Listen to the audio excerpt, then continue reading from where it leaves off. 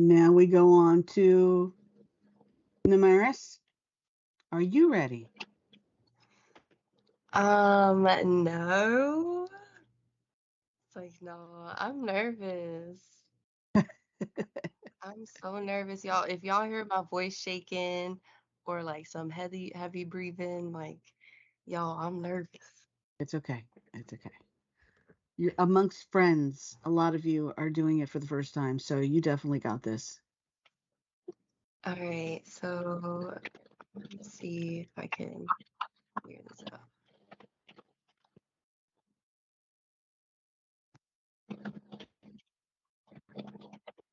Y'all can hear me okay, right? Yes.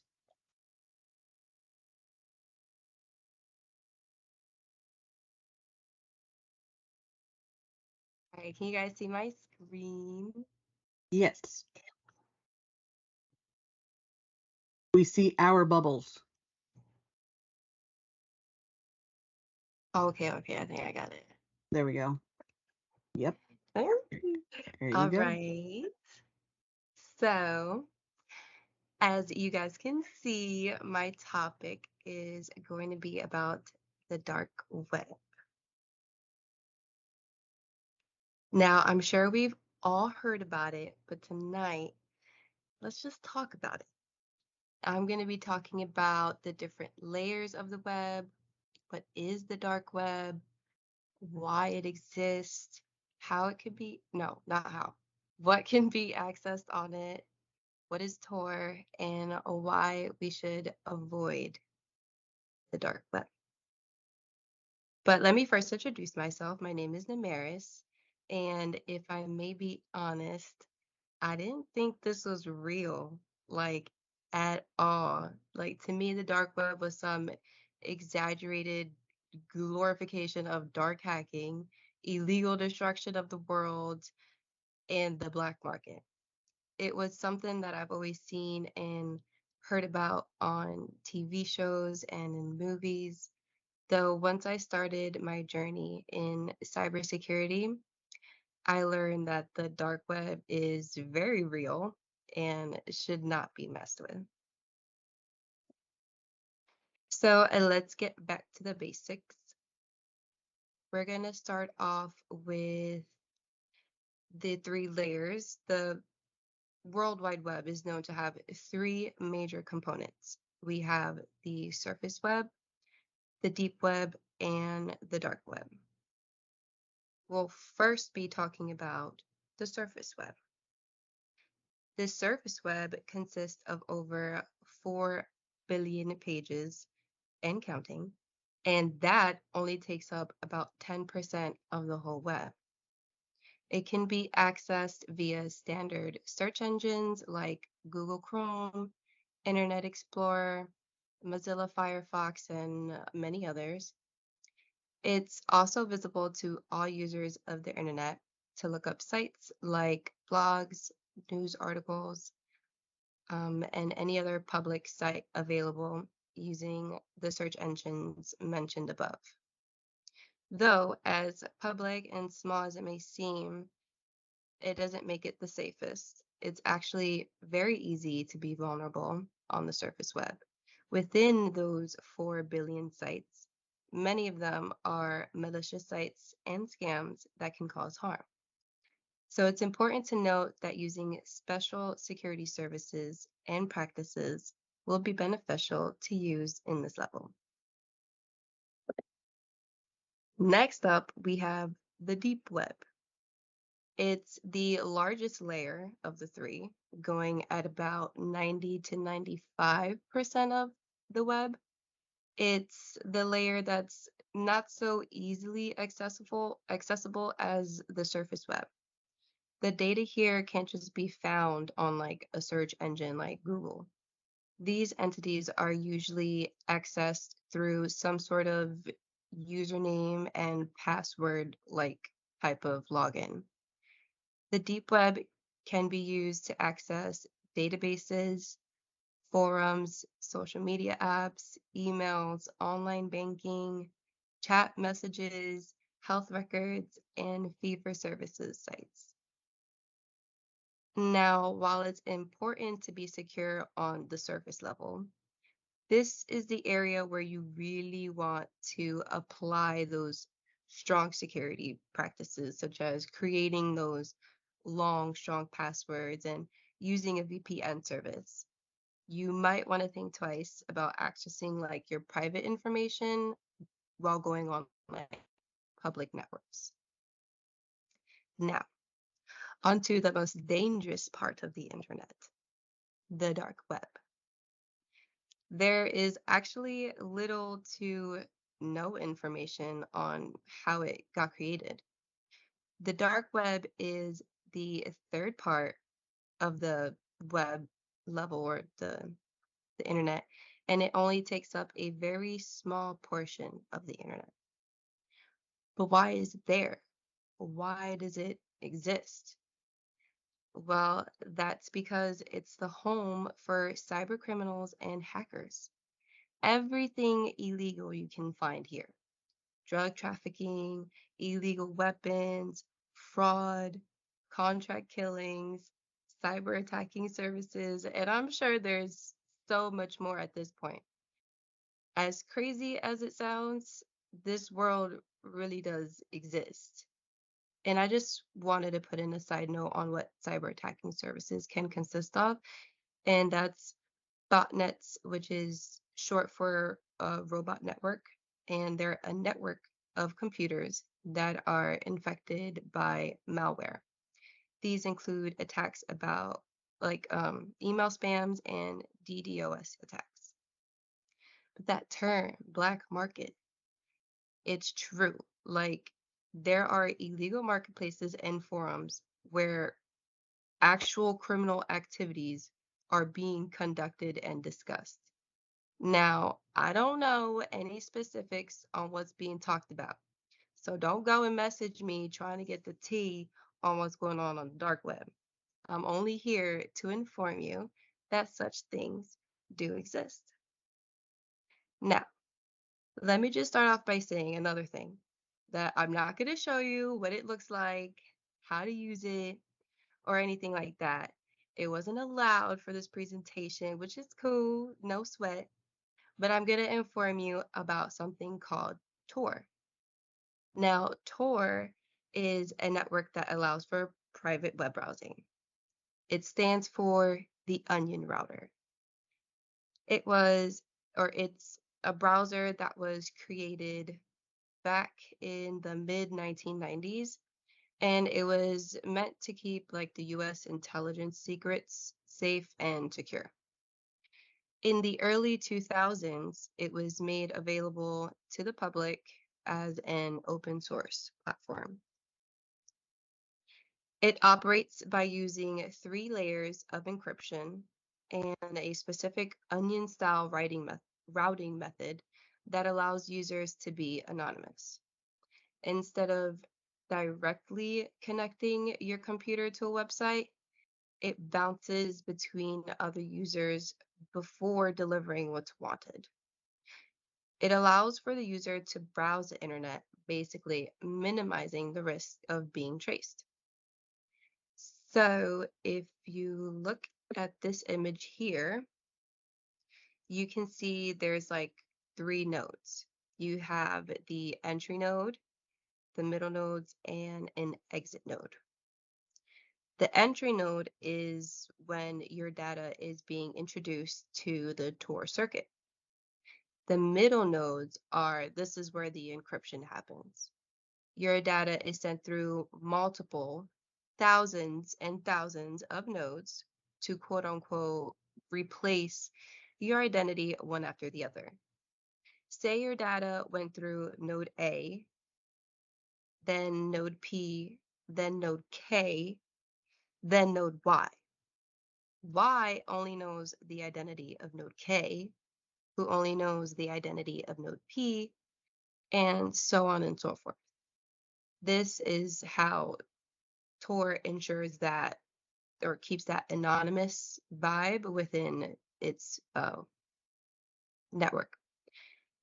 Then you have the exit node, which allows the data to reach its final server destination. Sounds pretty cool, right? Because it is. Overall, the network itself is safe and legal to use. It's even free. Anyone can use it. There might be someone who just wants a very or is a very private person and does not want to risk like even the slightest chance of being scammed or being a victim of identity theft to occur. Like, I've been there, it's not fun. Some government agencies still use Tor. Major for-profit organizations like Walmart or PepsiCo, journalists, activists, like literally anyone can use it. It's just those benefits of Tor that creates these malicious and criminal acts to occur. And I also wanted to mention as well that even though its purpose is to make people anonymous, you're not 100% like out the loop. There's always a loophole. And just because it's hard to find you, it doesn't make it impossible. So you're not, what was I? Okay. So it's important to say that you want to stay safe. It's unfortunate to say as well that if there's any chance that you've been hacked or your information has been exposed, that it could already be in the dark web ready for someone to buy. And yes, hackers will take personal information not only for themselves, but to sell on the black market to another criminal and make a profit out of it, out of you. So get that anti-malware protection, get a VPN, create those long, annoying, complicated passwords. For example, you don't want to use password 1234. Instead, use something like how I have here. I'm not going to read this all out, but something that's unrelated to you personally, but not completely foreign that you'd forget it. And here's a little quote that I wanted to share with everyone because I thought it was important and it was very informative. If it's smart, it's vulnerable. So definitely keep that in mind. And this brings me to the end of my presentation.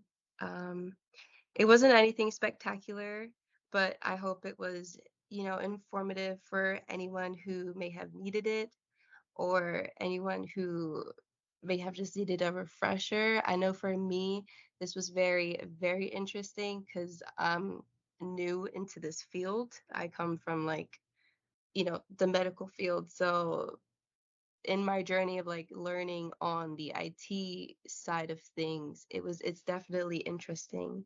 And this definitely caught my eye. So, but yeah, these are my resources here. And everyone remember to stay safe and to keep off the dark web. That'll be it. Thank you. Excellent job. That was great. Very Thank good. you. Thank you. And just enough information for me not to worry. See, I told you. I told you I was Yes, keeping that it was good. PG. It was good. Very good. Not gonna Not gonna mess with the spooky web. Awesome. All right. Who's next? Shay?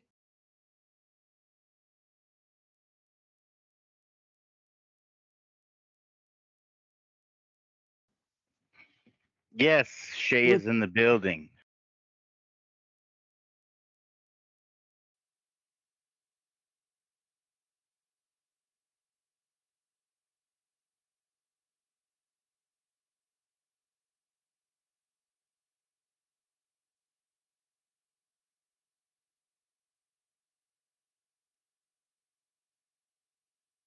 I am with in the your building. steganography. Stegano- Steganography. Yeah. Steganography. Thank you, because Yeah. I couldn't Good say job, it. Neomaris. You did good. See, it wasn't no Yeah, thing. excellent. Good Thank job. you. Yes, ma'am. Yes, ma'am. I was even gonna say if you want me to go, kind of break the ice. I was gonna volunteer, but I knew you got this. You got So she did this. great. All right. Let me see. I'm gonna share my screen. We'll jump right into it. Um, let's see. Which screen do I want? Choose which screen. Okay. Uh, select this. Let's see. Entire screen. And I think it's gonna be this one. Yeah. High five. Can you guys see? Is that the right one? Yes, definitely. Okay. All right. Good evening, everyone. And thank you for joining me in this masterclass presentation on steganography, Unveiling the Art of Concealment. I am your presenter, Shay. Let's see. So tonight's agenda, I'm gonna kind of go through it really fast because I really want to jump into the demo. I'm gonna give you a brief definition and overview, kind of discuss its historical context, and then I'll discuss how it can be used from both an ethical and unethical standpoint, and then kind of highlight a real world use case involving the CIA and its intelligence operations as it pertains to Iran and later on China. I'll also kind of go over the role steganography plays in how information security is assessed. And then, like I said, I have a VM spun up, so I'm gonna jump in and give you guys a demo of how easy it actually is, and the different ways that you can utilize it. All right, so imagine a world where secrets are hidden in plain sight, disguised within innocent looking images, audios, or text files. Welcome to the realm of steganography, the art of covert communication. So, what is steganography? It's the technical definition is derived from steganos, which means covered or concealed, and graphene, which means writing or drawing. And it's basically the practice of hiding information within data. From a security standpoint, steganography is the practice of concealing one piece of information within another, typically by hiding either like a message or data within different files, images, audio, even video, so that on the surface everything appears to be normal. The primary objective is to ensure that the hidden information is not easily detectable by anyone who either does not have the means to decrypt it or extract the data or even have knowledge of its existence or where to look. And that goes for both an ethical and unethical purposes. Some people kind of confuse steganography with cryptography, but where the two differ is that steganography is it's all about concealing the fact that additional data even exists, where cryptography is concerned with protecting the data through the use of algorithms. Ethical application it's a versatile technique that actually has numerous legitimate uses across different fields. With data security, steganography provides a solution that addresses concerns of secure data transmission, protection against data theft, and sensitive document storage. Organizations might use it as a means to ensure confidentiality when data needs to be sent over public networks. Hiding critical data and otherwise meaningless looking files is another way that it serves as an additional layer of defense by reducing the likelihood that theft of that data will take place. And embedding critical information allows an organization to store and archive it in such a manner that prevents unauthorized access. And one of the few instances where steganography isn't trying to be so covert is in copyright protection, and the most common form being the digital watermarks that content creators use to safeguard their intellectual property. Kind of as seen in this picture here, where you kind of see it preview. So that's still considered steganography. And then, of course, it's used to ensure the authenticity of documents by acting as sort of like a digital signature or a fingerprint. The goal is to make the product tamper proof. And a perfect example, uh, that everyone knows about and probably handles on a daily basis is money. Currency is another great example of how steganography is used, and in the form of color shifting ink, UV and infrared ink, micro printing, hidden images, and even security threads, as well as watermarks. Now on the flip side, for most legitimate uses, there are of course counterparts. So where covert communication is used to protect classified or secret, information, we undoubtedly experience instances where criminals use steganography to hide instructions, plans, sensitive information, and as I'll show you, payloads, as well as stagers that will perform functions on their behalf without much user interaction. Um, they use this method as a means of coordinating cyber attacks and distributing malware, planning criminal operations.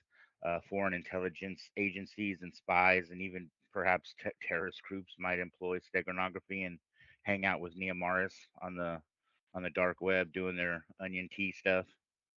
Um, a couple of weeks ago, I remember Nick talked about piracy and how one of the ramifications of engaging in theft of copyrighted material is that you might download something that contains malware, which is probably the most kind of common reason for using pirated software.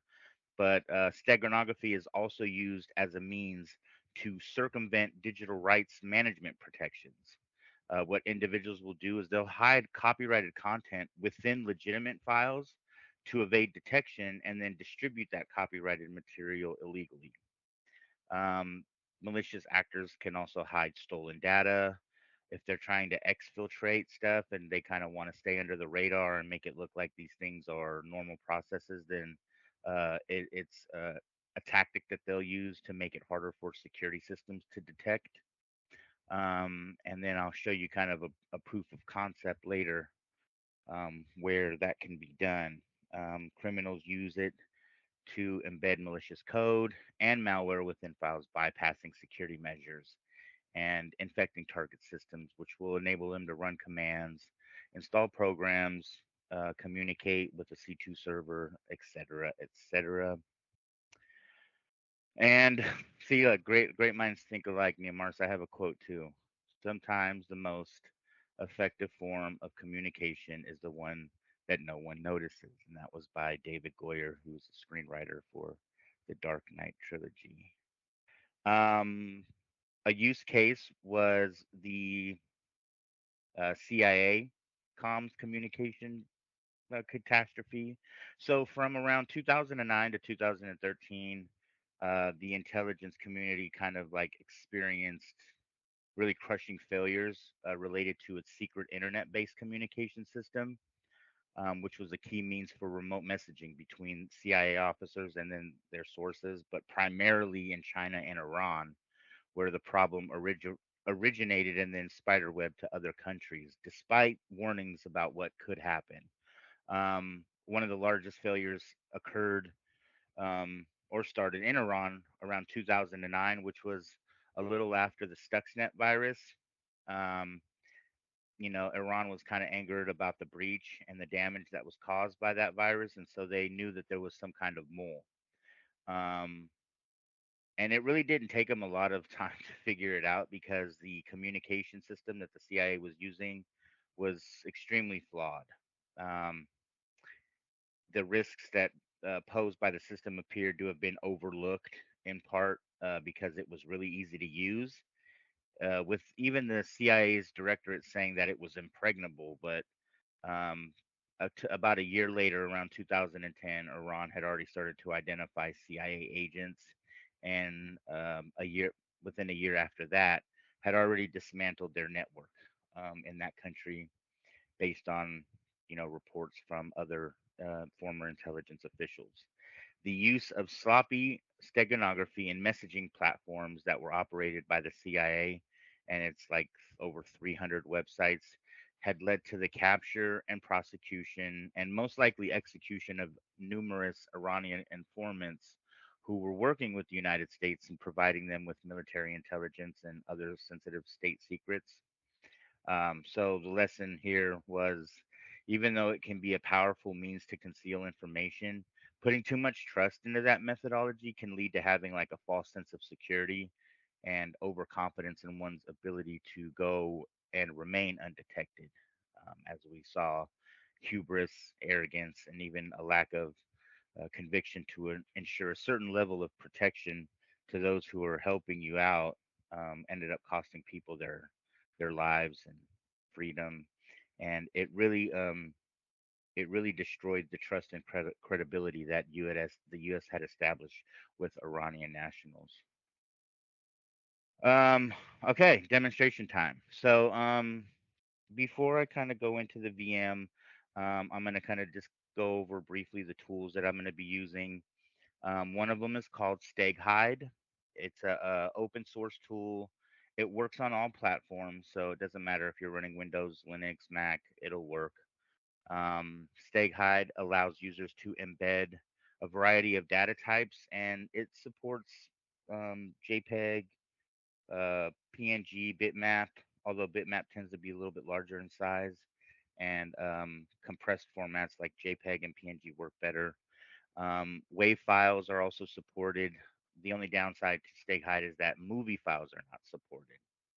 Um, and then another important thing to remember is that if StegHide is used to embed data, it also must be used to extract it. So this would be a tool that would be used between two parties that want to communicate covertly and use traditional forms of communication to conduct their covert communication. So it would already be understood that um, data or media that would be, being sent over the wire has some form of hidden message that they would, how to, they would on their end know how to extract and decode. Um, and a cool feature about it is that you can password protect the embedded data. So you set a password, and whoever wants to extract that data would need the password. The other one, it's a command line tool. It's called exif tool, and this thing is like super powerful. Um, it has an extensive library for reading and writing, and also manipulating metadata, which is like data about data. Just like StegHide, it's also cross-platform, um, and it doesn't stop at just audio and images for its capabilities. You can use exif tool for video, raw files, documents, HTML. You can embed stuff in fonts, archives. It can handle geospatial data formats like GPX and GPS, and it can even interact with file system metadata like permissions and owner information, and modify timestamps on Unix and Linux environments. So it's like it's a really powerful tool. So what I'll do is I'm going to show you guys how I can embed base64 encoded scripting, and then utilize automation to perform functions on a victim's computer without them knowing that I did anything. So let me go ahead and jump into that. Can you guys see?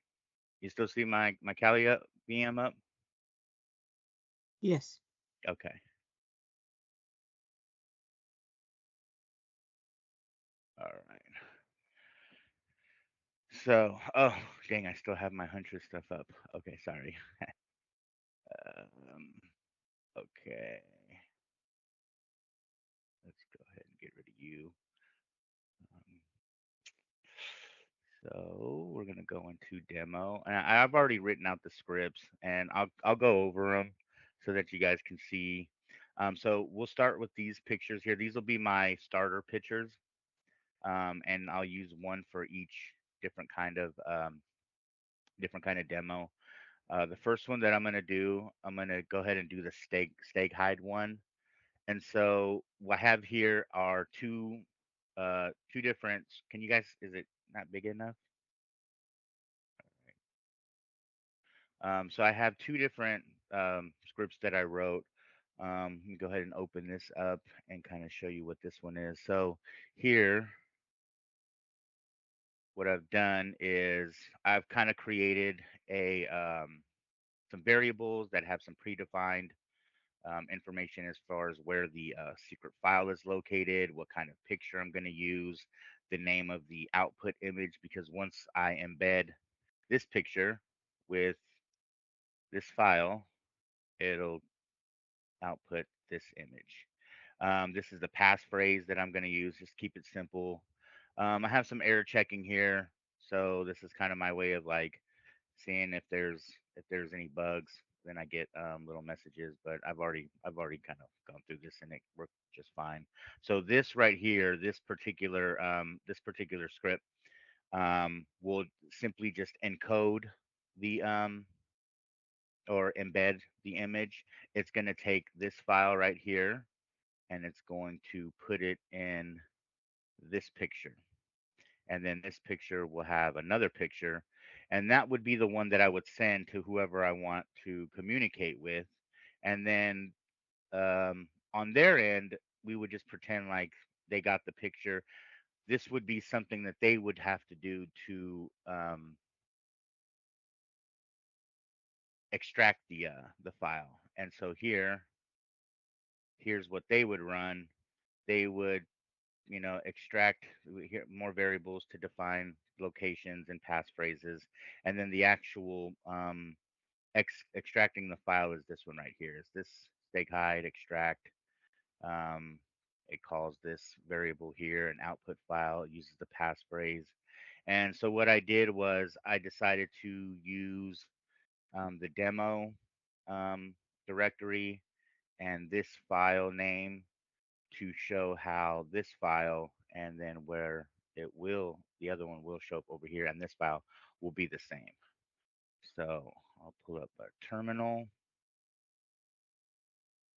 and go ahead and scripts. All right.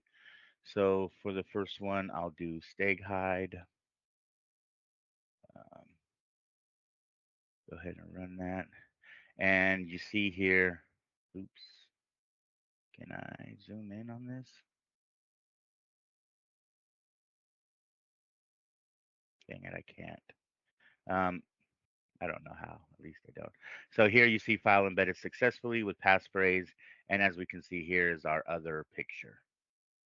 Um, you'll also notice that the size of this file is a little bit bigger here. This one's 205 and this is 192. So it has now this file in it.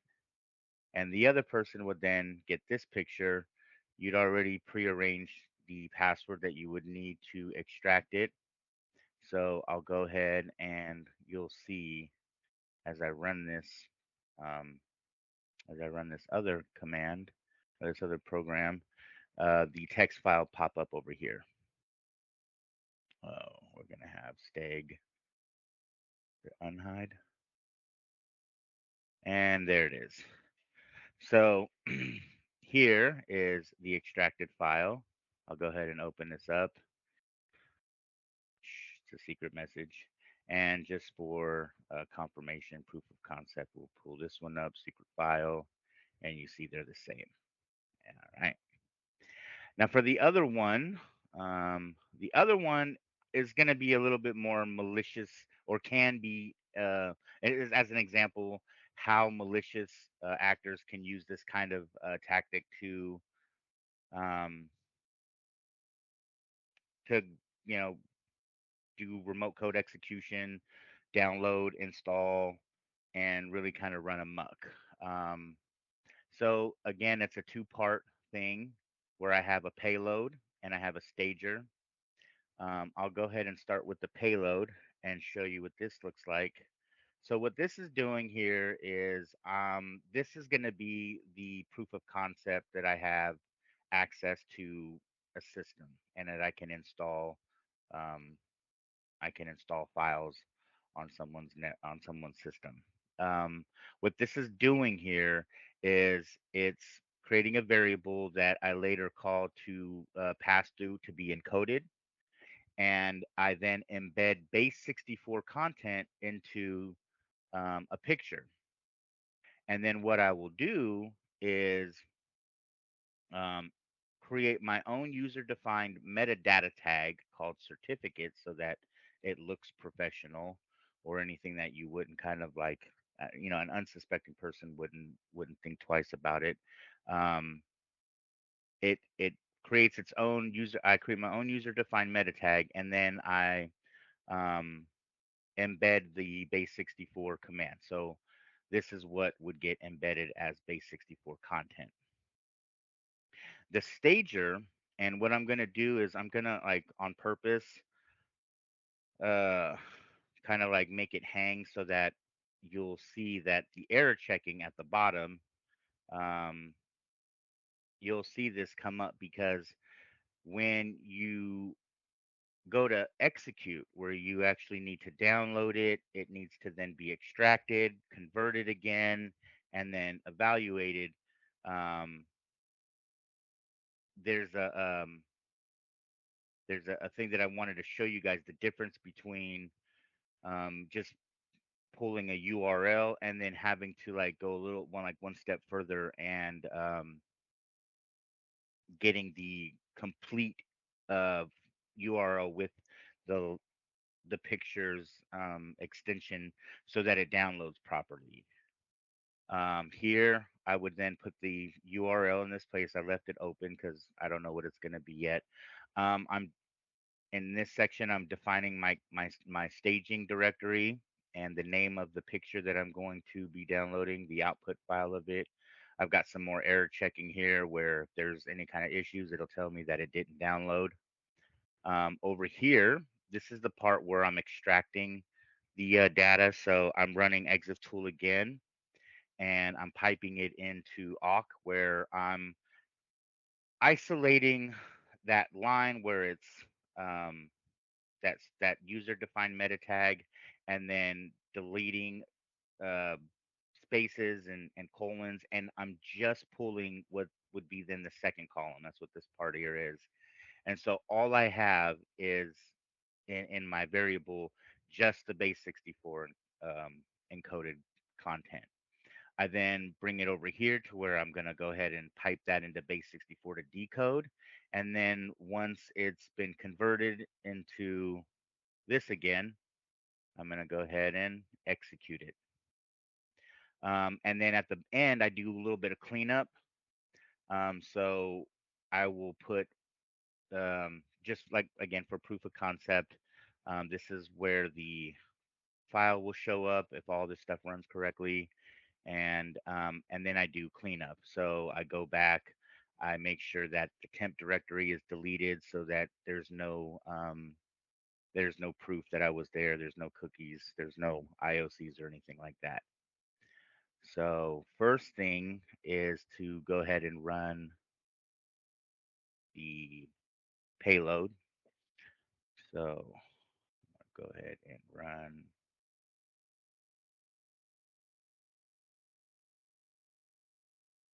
and you should see here again, whale and whale GPG original.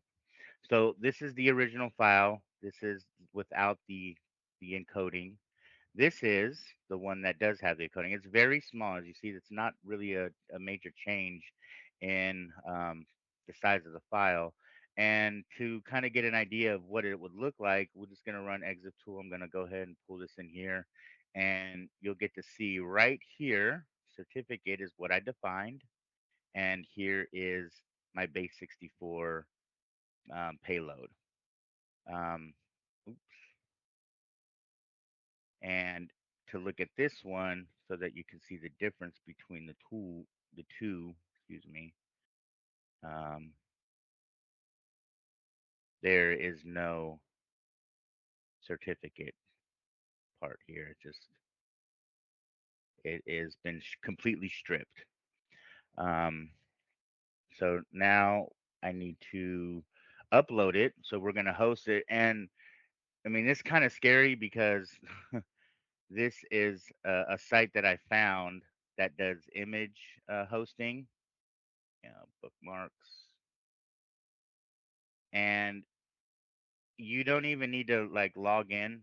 You don't need to register. You don't need to sign up for anything.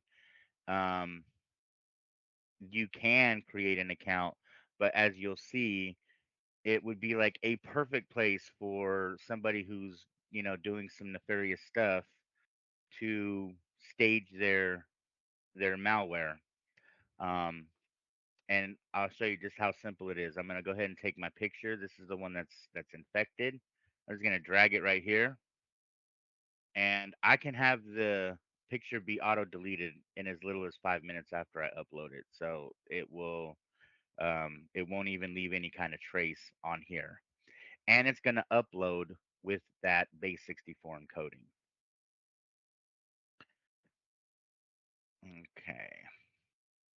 Now, we're going to go ahead and open this link. So what I'm going to do is I'm going to show you first what not to do. What you would typically do when you're using like um, URLs is you would go ahead and plug this into, where's my, okay, payload stager. I would plug this in right here. Go ahead and save it. And I'm going to run this.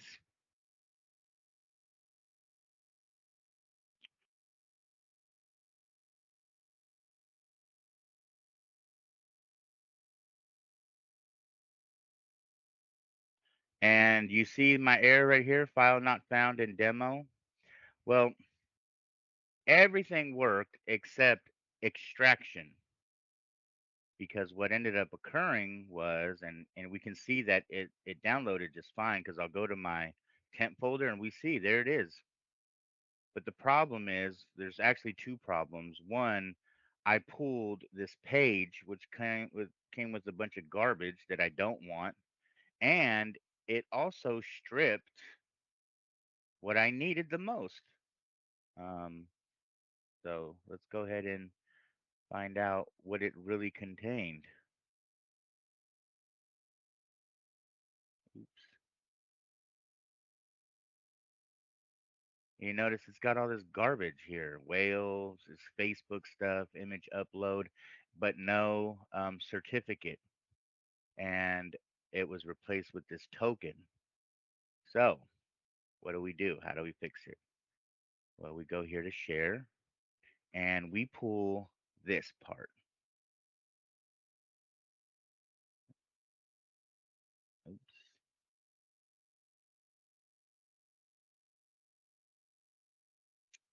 Come on, you.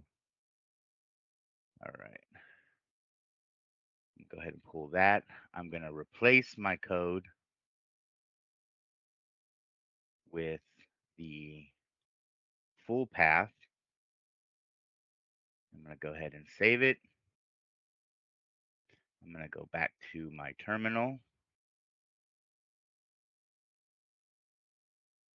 Um, where's my terminal? I'm going to go ahead and remove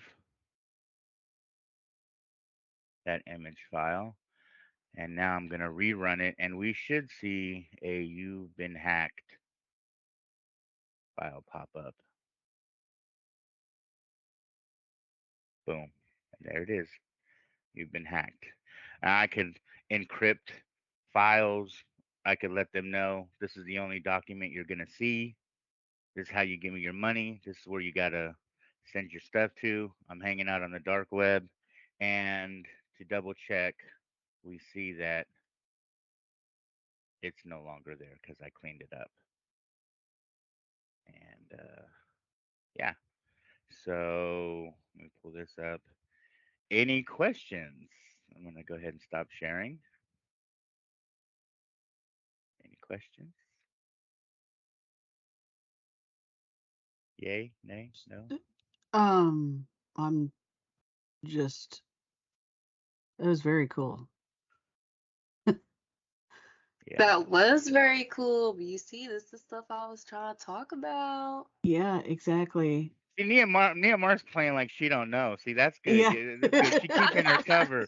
She like Mr. She Robot actually got, going and working as just a little quiet security consultant during the day, at night busting people and exposing them, I'm dying. having a cop showing up. But no, But yeah. she, So yeah. it's like it's scary how easy it is. But imagine if I were to just use like and Cali is like really cool. Like there's a lot of cool tools in Cali.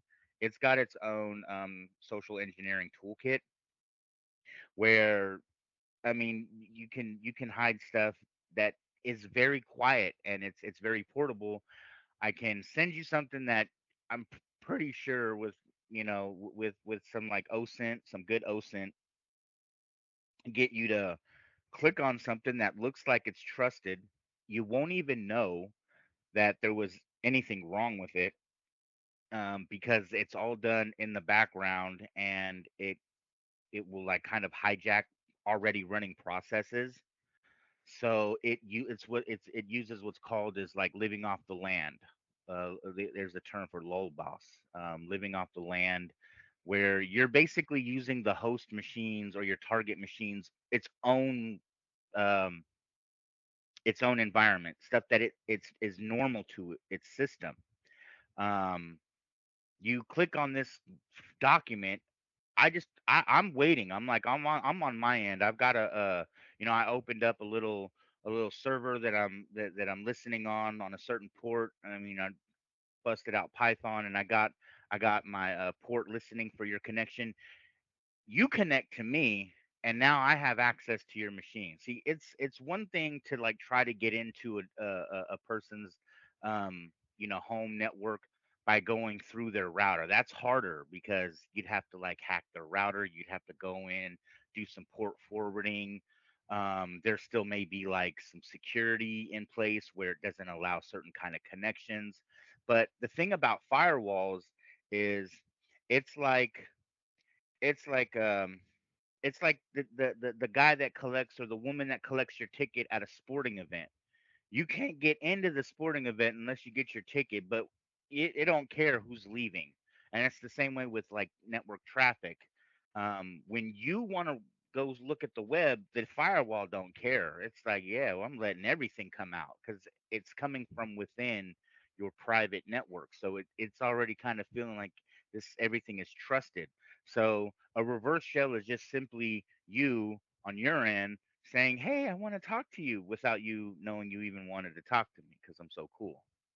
And See, then that's once I just, have that, once I yeah. have that connection, then I go in and I'm doing all this stuff on your end. I'm going in and I'm using the command line to curl and download documents. I've already got the stuff set up on my own side.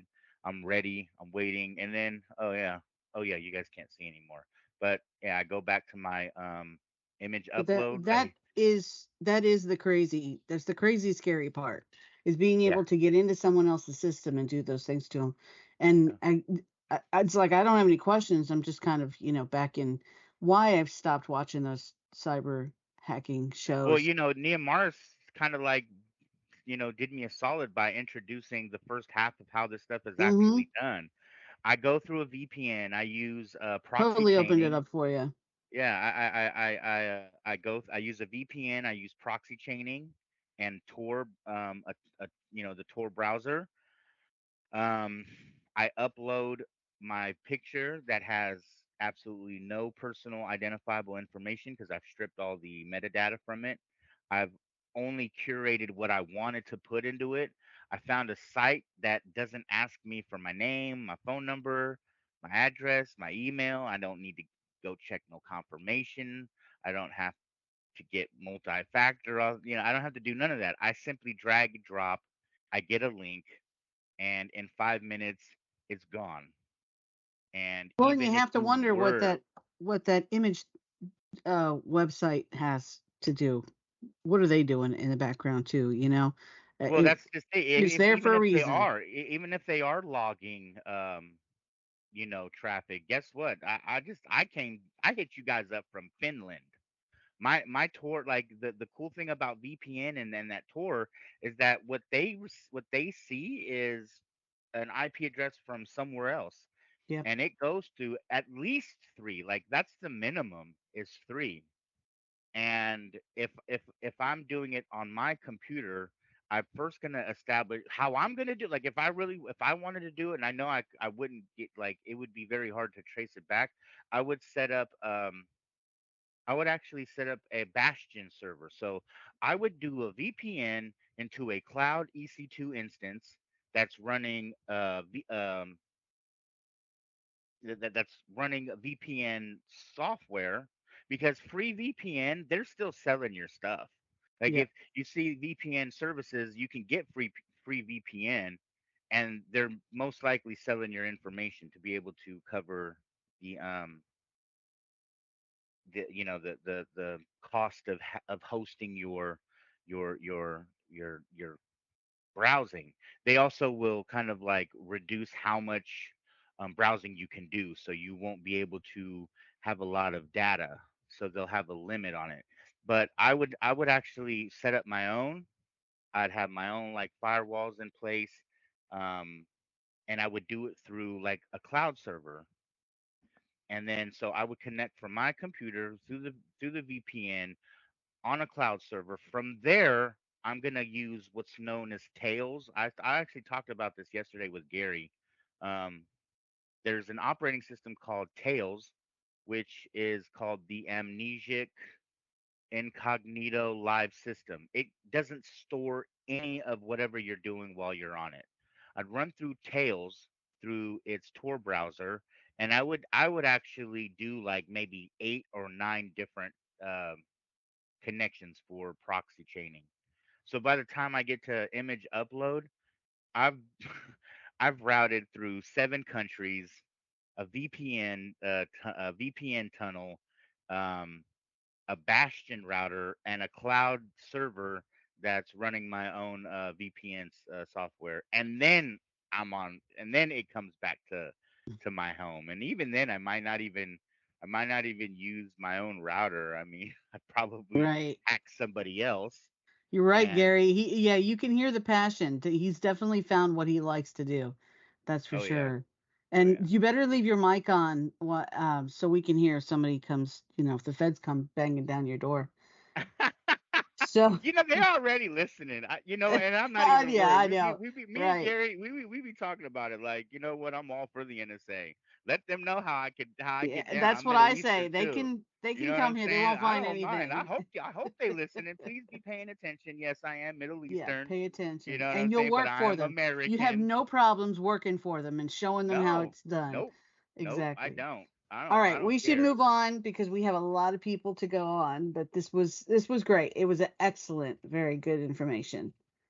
Nice. Thank you. Good Thank you. I going. appreciate it. Appreciate it. Yes.